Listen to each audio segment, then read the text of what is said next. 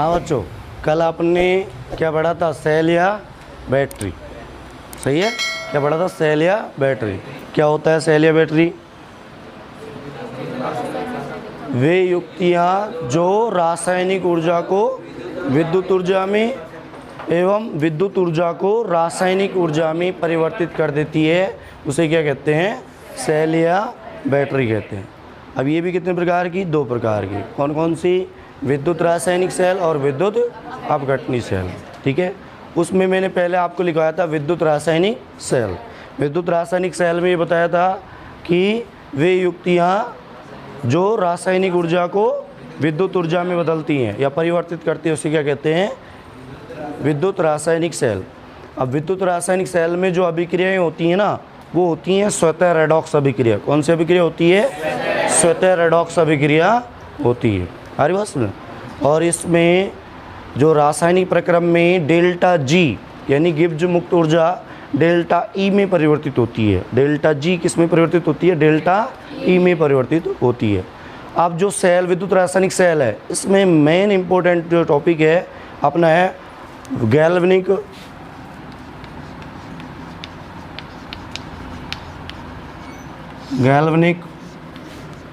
Voltaic या Daniell cell. बहुत important topic है, कई बार बोर्ड ने इसको पूछ लिया है। ठीक है, इन तीनों नामों से आपके एग्जाम में आ सकता है। गैल्वेनिक वोल्टिक या डेनियल सेल इम्पोर्टेंट टॉपिक है, इम्पोर्टेंट। हाँ भाई, इसको सबसे पहले वोल्टा या डेनियल नामक वैज्ञानिक ने विकसित किया था, इसलिए इसको गैल्वेनिक वोल्टिक डेनियल सेल कहते हैं। अच्छा, ये होता क्या है ये देखिए पहले तो, फिर इसकी बनावट और क्रियाविधि पढ़ेंगे अपन। ये क्या होता है कि वे सेल जिनकी सांद्रता जिनमें CuSO4 और ZnSO4, वे सेल जिनमें CuSO4 और ZnSO4 की सांद्रता 1 मोल हो। कितनी हो? 1 मोल हो। वे सेल जिनमें CuSO4 एवं ZnSO4 की सांद्रता कितनी हो भैया? 1 मोल, तथा जिनसे 1.10 वोल्ट का विभव प्राप्त किया जा सके, उसे क्या कहते हैं? गैल्वेनिक वोल्टिक या डेनियल सेल। हर बस में आपसे एग्जाम में पूछा जाए कि वोल्टिक या गैल्वेनिक या डेनियल सेल की क्या परिभाषा है, या परिभाषा लिखिए, डेनियल सेल की परिभाषा लिखिए, तो आप लिखोगे वे सेल जिनमें CuSO4 ZnSO4 की सांद्रता 1 मोल है तथा उनसे 1.10 वोल्ट का विभव प्राप्त किया जा सके, उसे गैल्वेनिक वोल्टिक या डेनियल सेल कहते हैं। समझ में आ गई? आगे परिभाषा समझ में कि वे सेल जिनकी सांद्रता जिनमें CuSO4 एवं ZnSO4 की सांद्रता 1 मोल हो तथा जिनका 1.10 वोल्ट का विभव हो, या जिनसे 1.10 वोल्ट का विभव प्राप्त किया जा सके, उसे क्या कहते हैं? गैल्वेनिक वोल्टिक या डेनियल सेल। परिभाषा समझ में आ गई? ये चीज़ ध्यान रखेंगे आप, और ये चीज़ अपने आप ध्यान आ जाएगी आपको, क्योंकि अभी अपन बनावट पढ़ेंगे ना और क्रियाविधि पढ़ेंगे, तो इसकी परिभाषा अपने आप आ जाएगी आपकी समझ में, क्योंकि उसमें CuSO4 लेंगे और क्या लेंगे? ZnSO4। आ गई समझ में? कौन बता सकता है इसकी परिभाषा? हाँ, योगेश बताएगा।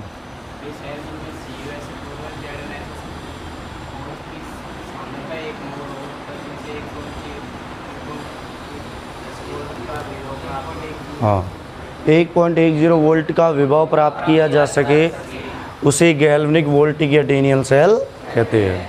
अभी आप कुछ समझना ही है, लिखना ही ना कुछ नहीं है। ठीक है, तो आप कॉपी और पेन को रख दो, सबका ध्यान बोर्ड पे होना चाहिए। अब देखिए इसकी बनावट देखते हैं।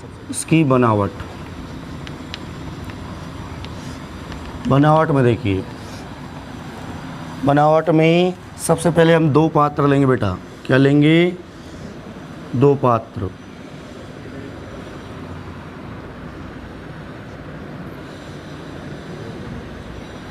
ठीक है, ले लिए 2 पात्र। बनावट में जो जो काम कर रहे हैं अपन वो काम लिख दो। ठीक है, एक पात्र में हम लेंगे ZnSO4 का विलयन या ZnSO4 का विद्युत अपघट्य। क्या लेंगे? ZnSO4 का विद्युत अपघट्य। इसमें क्या भरा हुआ है भैया? ZnSO4। बैठ रहा? ऐसे नहीं बैठ रहा, ऐसे नहीं बैठ रहा, क्योंकि क्लास किसकी है? केमिस्ट्री की। हर बात समझ में एकदम अलर्ट आ रहा समझ में। और इसमें क्या आएगा? CuSO4। कौन सा विद्युत अपघट्य आएगा भैया? CuSO4। समझ में आ रहा? CuSO4 है। क्या है? CuSO4। अब ZnSO4 में इसकी सांद्रता कितनी है? 1 मोल। सही है, क्योंकि हम कौन सा सेल की बनावट पढ़ रहे हैं? गैल्वेनिक वोल्टिक या डेनियल सेल है। इसकी सांद्रता भी कितनी होगी? 1 मोल। इतना समझ में आया? मैं पूछूंगा, ध्यान रखना। सबसे पहले क्या लिया हमने? एक पात्र, 2 पात्र लिए, सॉरी 2 पात्र लिए। एक पहले पात्र में क्या भरा? दूसरे पात्र में क्या भरा? इनकी सांद्रता कितनी है? इतना समझ में आ गया? ठीक है। इसके बाद में हमने क्या किया? ZnSO4 वाले विद्युत अपघट्य में जिंक की छड़ लगाई। किसकी छड़ लगाई? जिंक की छड़ लगाई।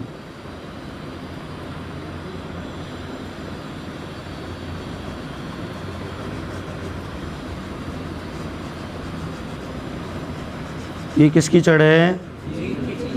जिंक की छड़ है। और इसमें किसकी छड़ लगाई? कॉपर की छड़।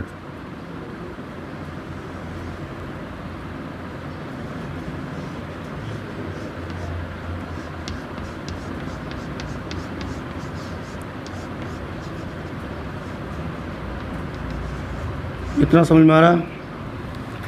किसकी छड़ है?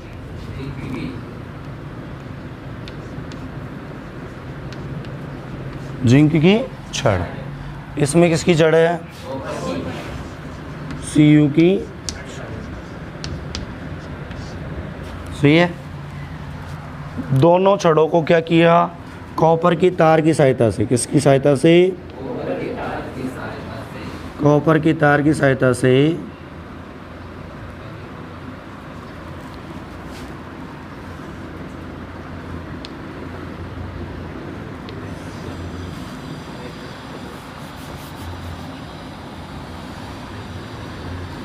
गैल्वेनोमीटर से और बैटरी से।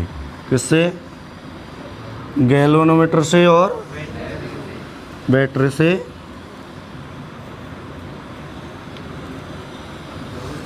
जोड़ दिया। यह क्या आएगा?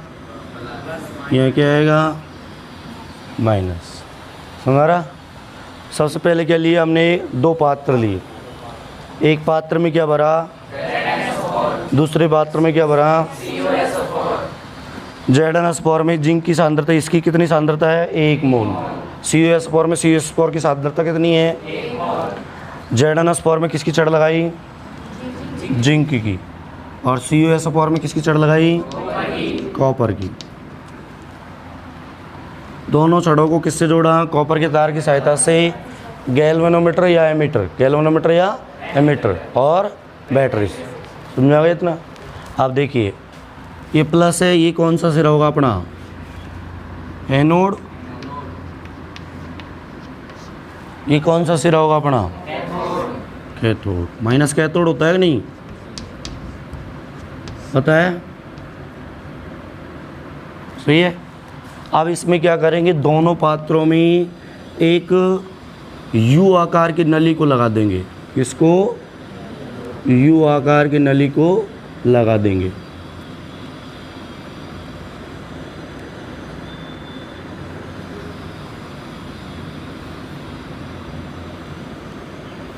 U आकार की ये नली हमने लगा दी। इस U आकार की नली को कहते हैं लवण सेतु। क्या कहते हैं भैया? लवण सेतु।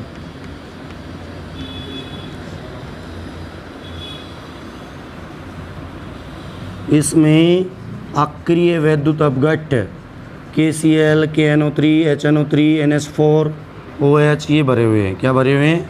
KCl, KNO3, NH4OH अक्रिय वैद्युत अपघट्य भरे हुए हैं। ठीक है। यू आकार की एक उल्टी यू आकार की नली को दोनों पात्रों के मध्य में रख दिया। ठीक है, इसको कहते हैं लवण सेतु। अरे बस ये लवण सेतु क्या करता है? इसका कार्य क्या है कि ये दोनों पात्रों के मध्य आयनिक संतुलन को बनाता है। दोनों पात्रों के मध्य किसको बनाता है? आयनिक संतुलन को। और दोनों पात्रों में विद्युत धारा के परिपथ को पूरा करता है। दोनों पात्रों में विद्युत धारा के परिपथ को क्या करता है? पूरा करता है। अरे बस में ये इसकी क्या थी? बनावट। ये क्या थी इसकी? बनावट। यहाँ पे आप लिख सकते हो गैल्वेनोमीटर। क्या है ये? गैल्वेनोमीटर। ठीक है, तो ये अपनी गैल्वेनिक वोल्टिक डैनियल सेल की क्या है? बनावट। क्या किया इसमें? दो पात्र लिए। एक पात्र में क्या भरा? स्पोर। दूसरे पात्र में क्या भरा? ZnSO4 में किसकी छड़ लगाई? जिंक की। CuSO4 में किसकी छड़ लगाई? ZnSO4 की सांद्रता कितनी है? CuSO4 की सांद्रता कितनी है? जिंक की छड़ को कॉपर के तार की सहायता से किससे जोड़ दिया? और बैटरी से। और कॉपर की छड़ को कॉपर के तार की सहायता से किससे जोड़ा? बैटरी और गैल्वेनोमीटर से। बनावट समझ में आई कि नहीं आई? आप पढ़ेंगे हम इसकी क्रियाविधि। क्या पढ़ेंगे भैया? क्रियाविधि। देखिए, अब देखिए, ये एनोड है और इसमें जिंक की छड़ है, ZnSO4 भरा हुआ है। ये कैथोड है, इसमें CuSO4 है और इसमें कॉपर की छड़ भरी हुई है। अब देखो क्या होता है, जिंक की छड़ बनी हुई है तो इसमें Zn होगा। क्या होगा? Zn। आ रही समझ में आपको? क्रियाविधि बता रहा हूँ मैं आपको। अब Zn में क्या होता है? इलेक्ट्रॉन देने की क्षमता होती है। इलेक्ट्रॉन देने की क्षमता होती है। तो इलेक्ट्रॉन यहाँ पे देगा। इलेक्ट्रॉन कैसे देगा? इलेक्ट्रॉन त्यागेगा जब। आ रहे समझ? इलेक्ट्रॉन त्यागेगा जब। तो ये इलेक्ट्रॉन त्याग रहा है और यहाँ पे जब इलेक्ट्रॉन त्याग रहा है तो यहाँ पे इलेक्ट्रॉन की अधिकता होगी कि नहीं? यहाँ पे इस सिरे पे इलेक्ट्रॉन की अधिकता होगी और इलेक्ट्रॉन की अधिकता होगी तो ये सिरा कौन सा हो जाएगा? ऋणावेशित। क्योंकि इलेक्ट्रॉन पर कौन सा आवेश होता है? इलेक्ट्रॉन पर कौन सा आवेश होता है? ऋणावेश। कैसे? मैंने आपसे पूछ लिया इलेक्ट्रॉन पर ऋणावेश होता है, कैसे? एक्सप्लेन करो इसको। प्रोटॉन पर धनावेश होता है, कैसे? एक्सप्लेन करो। न्यूट्रॉन पर कोई आवेश नहीं होता है, कैसे? बताओ। अब देखो, आपको सेल में ध्यान रखना है, एनोड वैसे तो प्लस होता है लेकिन सेल में क्या होता है? एनोड पर माइनस। बैठ रहा? एनोड पर क्या होता है? माइनस। कैथोड वैसे तो माइनस होगा लेकिन यहाँ क्या होगा? प्लस। क्या होगा? प्लस। सेल में, किसमें? सेल में। क्यों होता है? क्योंकि सेल में जो होता है ना, सेल में एनोड पर ऑक्सीकरण की अभिक्रिया होती है। किसकी अभिक्रिया होती है? ऑक्सीकरण। और ऑक्सीकरण का मतलब होता है इलेक्ट्रॉन त्यागना। क्या होता है? इलेक्ट्रॉन त्यागना। और जब इलेक्ट्रॉन त्यागेगा तो इलेक्ट्रॉन पर कौन सा आवेश होता है? इलेक्ट्रॉन पर कौन सा आवेश होता है? ऋणावेश। इलेक्ट्रॉन पर कौन सा आवेश होता है? ऋणावेश। इसलिए एनोड वाला कौन सा, एनोड जो सिरा है कौन सा बन जाएगा? ऋणावेश। और कैथोड वाला सिरा है कौन सा बन जाएगा? धनावेश। ठीक है। अच्छा, मैं पूछ रहा था कि इलेक्ट्रॉन पर ऋणावेश कैसे होता है, कौन बताएगा? है कोई जो ये तो क्या थका है? क्या है कोई जो ये बता सकता है कि भाई सर इलेक्ट्रॉन पर ऋणावेश कैसे होता है? मैं बता सकता हूँ। मैंने क्या कहा, केमिस्ट्री आपको बहुत अच्छी तरह से समझनी है, एक एक चीज़। विश्राम बता रहा है? नहीं बता रहा? देखिए, याद करो 11वीं क्लास को। किसको याद करो? 11वीं क्लास को। 11वीं क्लास में भी याद करो दूसरे लेसन को। कौन से लेसन को याद करो? दूसरे लेसन को। दूसरे लेसन में भी टॉपिक याद करो परमाणु। कौन सा टॉपिक याद करो? परमाणु। परमाणु में भी याद करो परमाणु के प्रतिरूप। क्या याद करो? परमाणु के प्रतिरूप। परमाणु के प्रतिरूप या मॉडल, उसमें थॉमसन का मॉडल पढ़ा था आपने? हैं? जे थॉमसन का। उसने क्या किया था? सबसे पहले एक नली ली थी, है ना, उसमें 2 इलेक्ट्रोड लगाए थे। याद आ रहा है आपको? कौन कौन से? कैथोड और एनोड। ठीक है, उसमें दोनों नली में 2 इलेक्ट्रोड लगा के उसमें विभव लगाया था, पता है आपको? 10,000 वोल्ट का विभव। दाब लगाया था निर्वात पंप की सहायता से। याद आ रहा है? तो उसने क्या देखा था कि कैथोड पर प्रतिदीप्तीय चमक उत्पन्न हो रही थी। याद आ रहा? अभी नहीं है। जब उसने देखा कि एक नली लेके उसमें 2 इलेक्ट्रोड लगा के और जब उस पर 10,000 वोल्ट का विभव लगाया था और निर्वात पंप की सहायता से दाब लगाया था, तो उसने देखा था कि कैथोड से कुछ किरणें निकलकर एनोड पर प्रतिदीप्तीय चमक उत्पन्न करती हैं। उन किरणों को क्या कहा गया था? कैथोड किरणें। क्या कहा गया था भैया? कैथोड किरणें। और बाद में क्या नाम दिया गया उनका? इलेक्ट्रॉन। अब वो कहाँ से निकल रही थी? कैथोड से। कहाँ से निकल रही थी?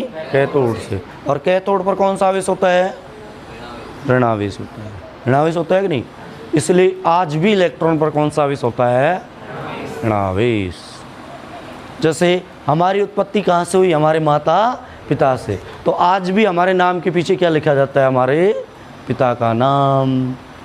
विष्णु सनोप रामदयाल, है ना? लिखते हैं कि नहीं? क्योंकि तुम्हारी उत्पत्ति करता कौन है? खोजकर्ता कौन है? तुम्हारे माता पिता। माता का तला रोल लिख के आता है, पिता का नाम आता है कि नहीं आता? सही है कि नहीं? उसी प्रकार आज भी इलेक्ट्रॉन लिखा जाता है। जब हमेशा क्या लिखा जाता है इलेक्ट्रॉन के ऊपर? माइनस। अरे बस सुन, इसलिए जिंक में इलेक्ट्रॉन देने की क्षमता या जिंक में इलेक्ट्रॉन त्यागने की क्षमता बहुत अधिक होने के कारण, जिंक में इलेक्ट्रॉन त्यागने की क्षमता बहुत अधिक होने के कारण एनोड वाला सिरा कौन सा हो जाता है? क्या हो जाता है? ऋणावेशित। एनोड का सिरा कौन सा क्या हो जाता है? ऋणावेशित। एनोड का सिरा ऋणावेशित हो जाता है। और अब ये इलेक्ट्रॉन कॉपर की तार की सहायता से, ये इलेक्ट्रॉन कॉपर की तार की सहायता से कहाँ पर पहुँच जाते हैं? यहाँ पर। हमारी बात सुनिए। और यहाँ पर जो कैथोड पर Cu+2 होता है, क्या होता है? Cu+2। हमारी बात सुनिए।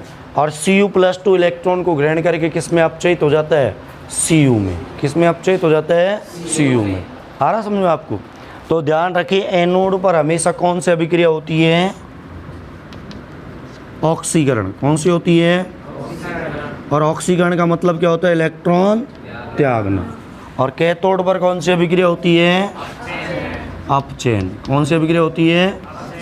अपचयन का मतलब इलेक्ट्रॉन ग्रहण करना। आ रहा समझ? अच्छा, ये इसकी क्या थी? क्रियाविधि थी, है ना?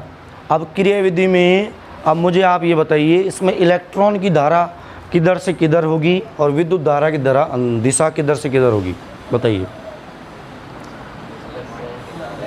इलेक्ट्रॉन की दिशा किधर से किधर होगी? किधर की ओर होगी? और विद्युत धारा की दिशा किधर से किधर होगी? इलेक्ट्रॉन तो यहाँ से एनोड से कैथोड की तरफ जाएंगे ही नहीं जाएंगे, है ना? इलेक्ट्रॉन किधर से किधर जाएंगे? एनोड से कैथोड की ओर। और विद्युत धारा हमेशा कैसे बहती है? प्लस से। और प्लस कौन सा बन गया? कैथोड। माइनस कौन सा बन गया? तो विद्युत धारा की दिशा किधर होगी? कैथोड से एनोड की ओर। समझ में आया नहीं आया? इलेक्ट्रॉन की दिशा किधर से किधर? और एनोड से कैथोड की तरफ इलेक्ट्रॉन की, है ना? और विद्युत धारा की कैथोड से एनोड की। अब यदि मान लो मैं ऐसा चिन्ह लगाऊं तो इसका मतलब ये इधर से आ रही है, आ रही समझ में? और क्या आ रहा है हमारा? इलेक्ट्रॉन बैठ रहा।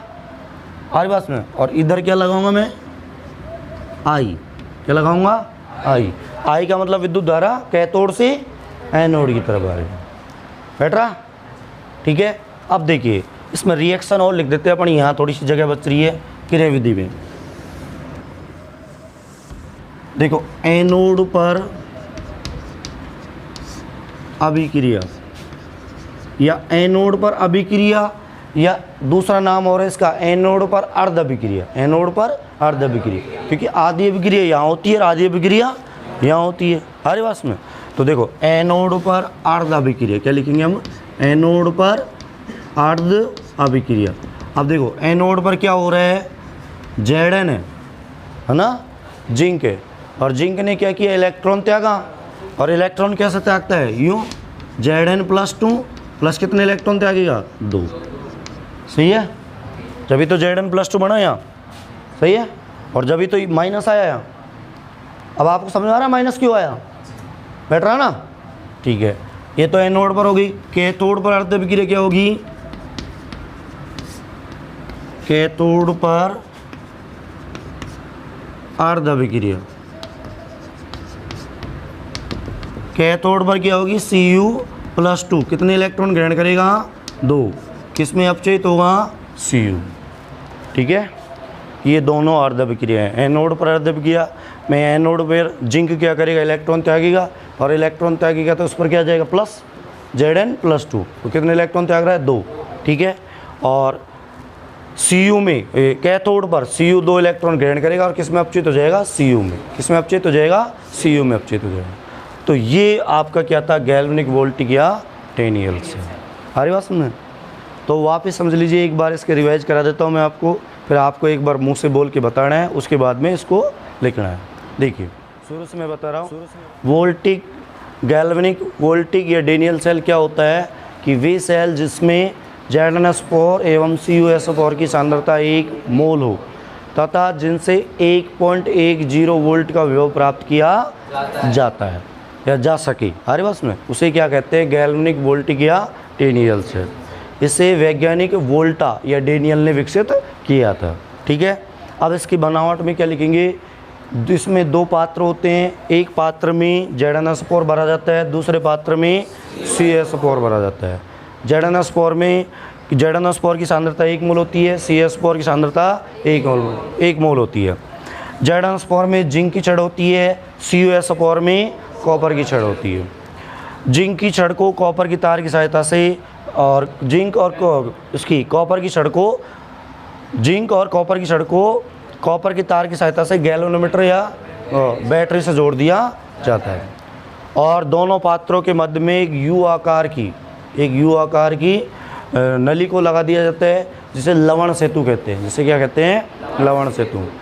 और इस लवण सेतु में KCl, KNO3 एवं NH4OH भरा जाता है। इसके निम्नलिखित कार्य होते हैं। यह दोनों परिपथों के मध्य या दोनों पात्रों के मध्य आयनिक संतुलन को बनाता है। अरे बस आयनिक संतुलन बनाता है। दूसरा, विद्युत धारा के प्रवाह को या विद्युत धारा के मार्ग को आसान बनाता है। अरे बात सुन।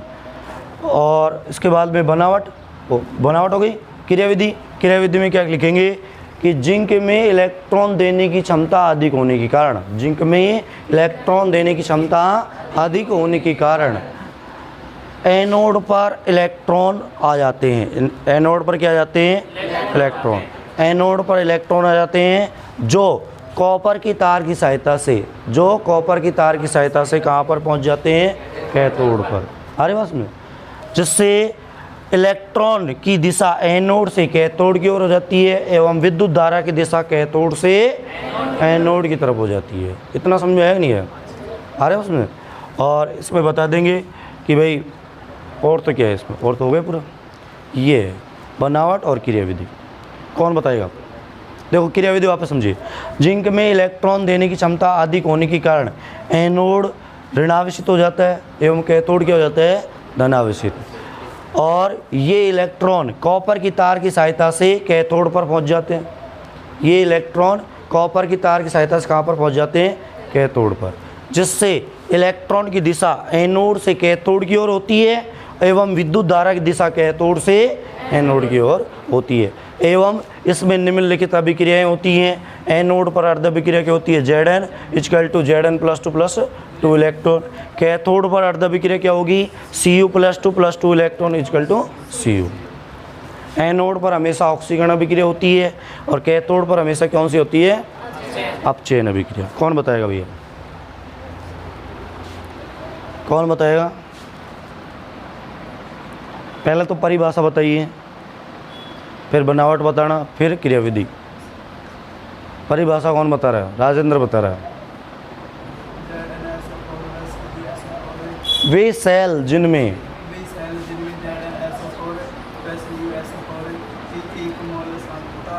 होती है तथा वे 1.10 मात्रा की वोल्टेज वोल्ट वोल्ट 1.10 वोल्ट का विभव प्राप्त किया जा सके, उसे क्या कहते हैं? गैल्वेनिक वोल्टिक या डेनियल सेल। बनावट कौन बताएगा? बनावट आपके सामने चित्र बता रखा है, चित्र बना रखा है, देख देख के बता दो। हाँ बे बता भाई, तू चुगल रहा है, हाँ बोल। पहली बात में जिसकी सार्थकता 1 मोल होती है तथा उसमें की छड़ लगाई, दूसरी बात है जिसकी सार्थकता 1 मोल होती है हाँ तथा उसमें कॉपर की छड़ लगाई। दोनों छड़ों को कॉपर की तार की सहायता से गैल्वेनोमीटर तथा बैटरी से जोड़ दिया जाता है। तो दोनों पात्रों पर मध्य जीवाकार की ग्राउंड सेतु लगा दी जाती है, जिसमें KCl/NH4OH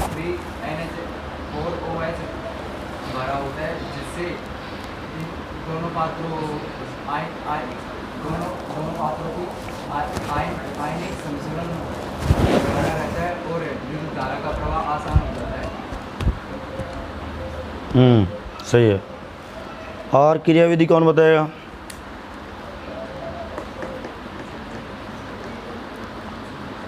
क्रियाविधि बताओ,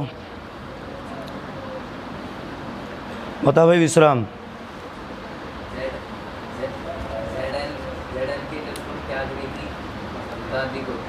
हाँ, जिससे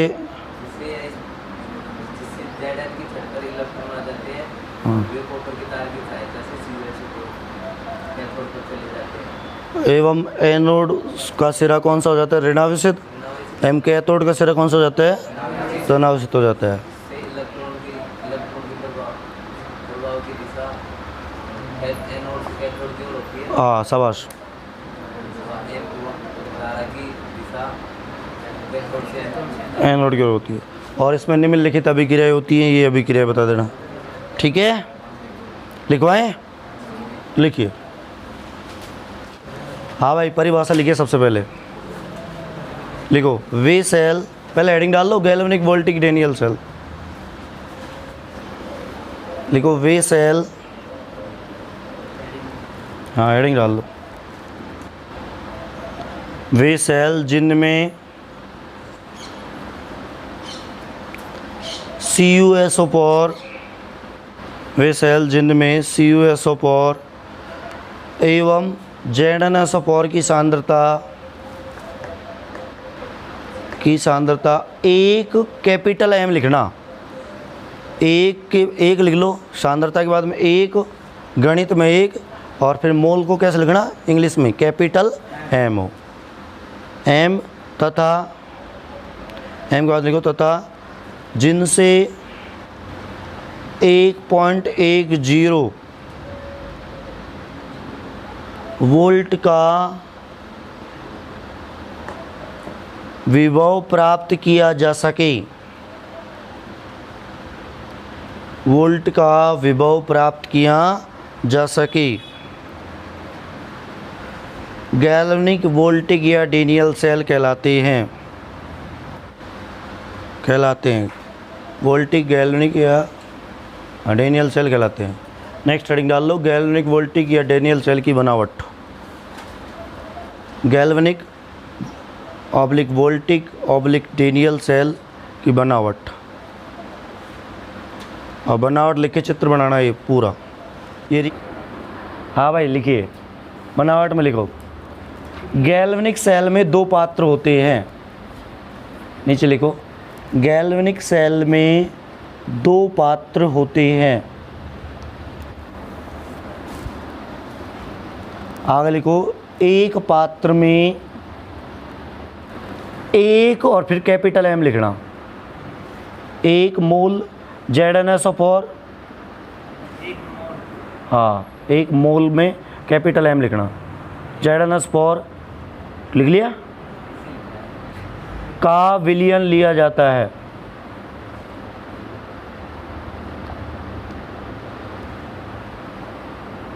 का विलयन लिया जाता है,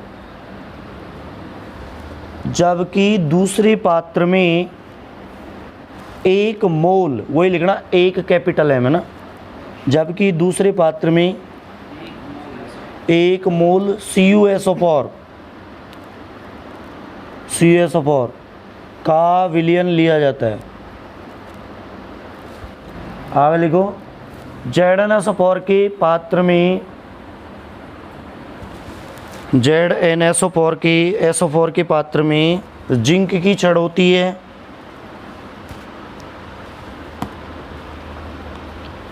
ZnSO4 के पात्र में जिंक की छड़ होती है एवं इस छड़ पर ऑक्सीकरण की अभिक्रिया संपन्न होती है। इसलिए इसे ऑक्सीकरण अर्धशैल भी कहते हैं। इसलिए इसे ऑक्सीकरण अर्धशैल भी कहते हैं। आगे लिखो, CuSO4 के पात्र में कॉपर की छड़ होती है। CuSO4 के पात्र में कॉपर की छड़ होती है एवं इस छड़ पर अपचयन की क्रिया होती है। अपचयन की क्रिया होती है। इसलिए इसे अपचयन अर्धशैल भी कहते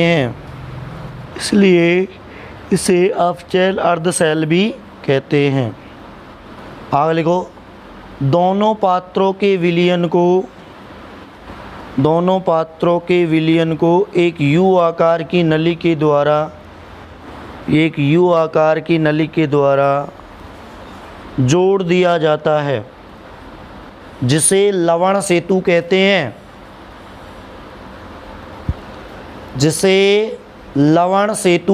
हैं। आगे लिखो, दोनों इलेक्ट्रोडों को कॉपर के तार की सहायता से जोड़ दिया जाता है। दोनों इलेक्ट्रोडों को कॉपर के तार की सहायता से जोड़ दिया जाता है, जिसमें गैल्वेनोमीटर या एमीटर, जिसमें गैल्वेनोमीटर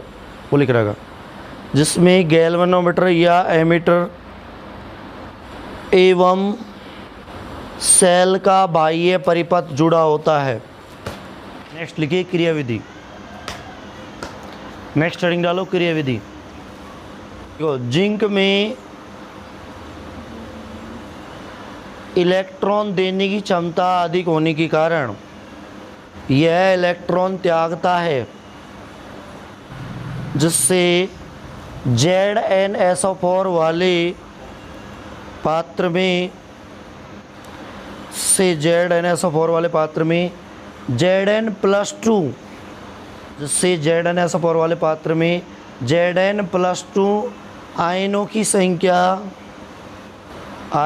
संख्या बढ़ती जाती है तथा धातु की सतह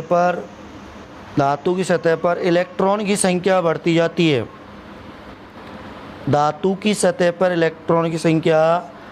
जाती है।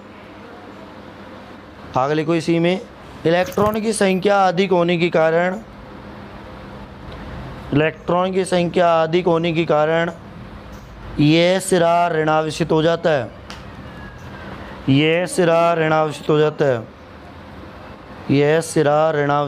है। तथा यहाँ ऑक्सीकरण होने के कारण इसे एनोड कहा जाता है। पैराग्राफ चेंज कर लो। पैराग्राफ चेंज का मतलब अगली लाइन से लिखो, उस लाइन को छोड़ दो।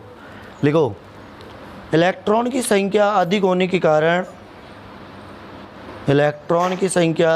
के कारण ये इलेक्ट्रॉन कॉपर के तार की सहायता से CuSO4 की तरफ पहुंचते हैं,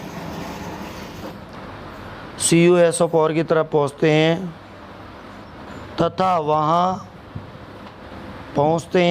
वहाँ Cu+2 आयनों के द्वारा ग्रहण कर लिए जाते हैं,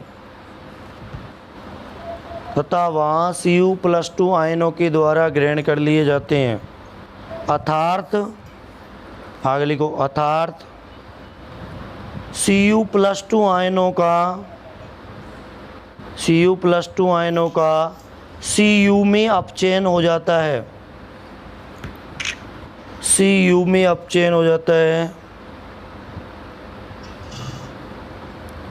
आगे लिखो, यह सिरा अपचयन के कारण कैथोड कहलाता है, चयन के कारण कैथोड कहलाता है। इस प्रकार इलेक्ट्रॉन एनोड से कैथोड की तरफ तथा विद्युत धारा कैथोड से एनोड की तरफ प्रवाहित होती है। अर्थात इस सेल में 1.10 वोल्ट का विभव प्राप्त हो जाता है। देखो, इसमें निम्नलिखित अभिक्रियाएं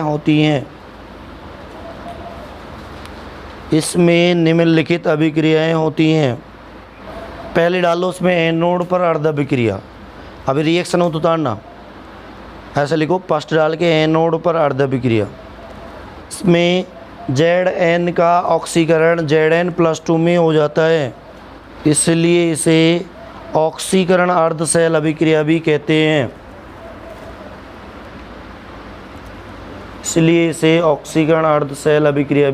हैं,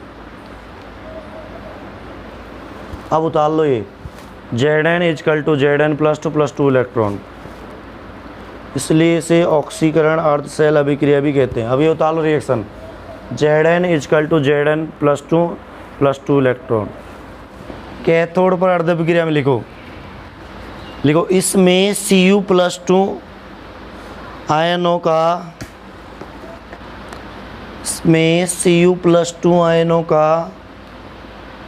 Cu में अपचयन हो जाता है, तो इसलिए इसे अपचयन अर्ध सेल अभिक्रिया भी कहते हैं, इसलिए इसे अपचयन अर्ध सेल अभिक्रिया भी कहते हैं। फिर ये रिएक्शन उतार लेना, Cu+2 + 2 इलेक्ट्रॉन = Cu। अब थोड़ा सा इसी से संबंधित है, इसलिए मैं एक टॉपिक और लिखवा रहा हूँ आपको। नेक्स्ट है नेट या समग्र सेल अभिक्रिया।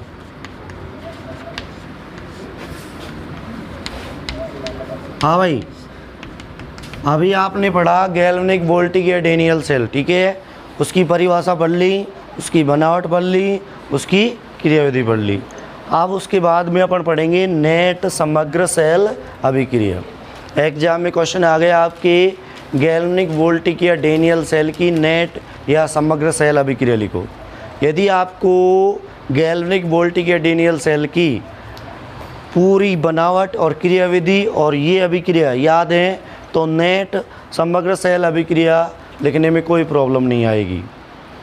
इसमें क्या करना है, आपको एनोड और कैथोड पर दोनों अभिक्रियाओं को लिखना है और दोनों को जोड़ के लिख देना है। कैसे, देखिए, नेट सेल समग्र सेल अभिक्रिया का मतलब है एनोड पर जो अभिक्रिया है उसको एक बार लिख दो। एनोड पर क्या अभिक्रिया है बेटा, Zn = Zn+2 + 2 इलेक्ट्रॉन, सही है ना। और कैथोड पर अभिक्रिया कौन सी है अपनी, Cu+2 + 2 इलेक्ट्रॉन।